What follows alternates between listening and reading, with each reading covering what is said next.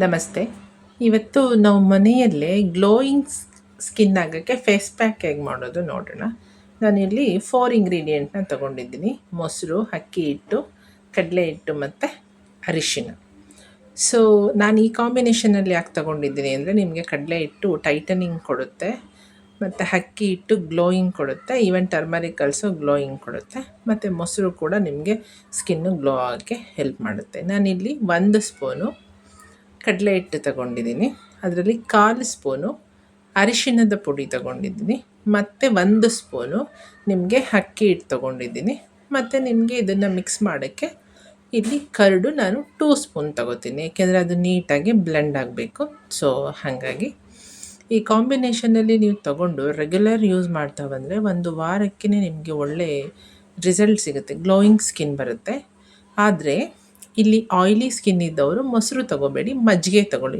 ಏಕೆಂದರೆ ಮೊಸರಲ್ಲಿ ಜಿಡ್ಡಿನ ಅಂಶ ಇರುತ್ತೆ ಮತ್ತು ನಿಮ್ಮ ಸ್ಕಿನ್ನು ಆಯಿಲಿ ಅನಿಸುತ್ತೆ.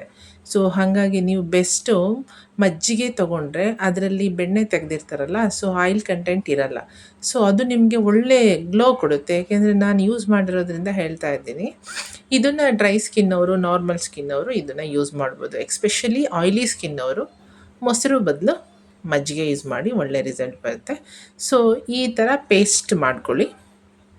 ಈ ಥರ ಪೇಸ್ಟ್ ಮಾಡಿಕೊಂಡು ನೀವು ಫೇಸ್ಗೆ ಅಪ್ಲೈ ಮಾಡೋದ್ರಿಂದ ಫೇಸು ನಿಮಗೆ ನ್ಯಾಚುರಲ್ಲಾಗಿ ಗ್ಲೋನೆಸ್ ಕೊಡುತ್ತೆ.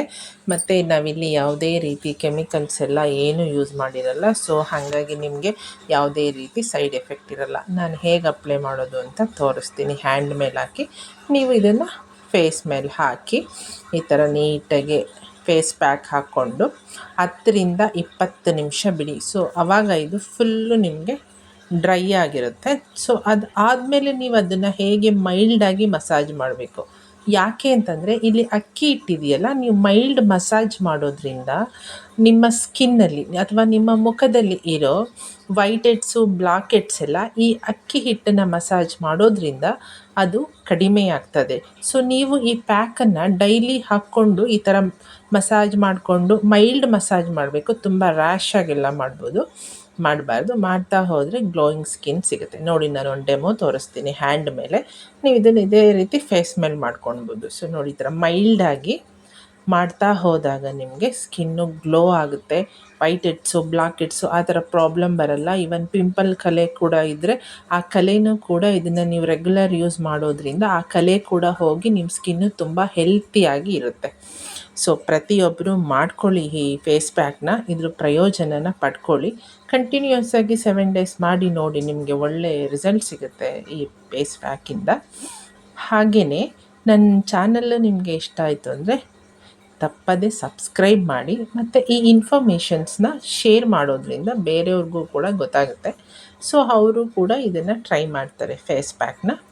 ಹಾಗೆ ಈ ಕಂಟೆಂಟ್ ನಿಮಗೆ ಇಷ್ಟ ಆಯಿತು ಅಂದರೆ ಒಂದು ಲೈಕ್ ಕೊಡೋದನ್ನು ಮರಿಬೇಡಿ.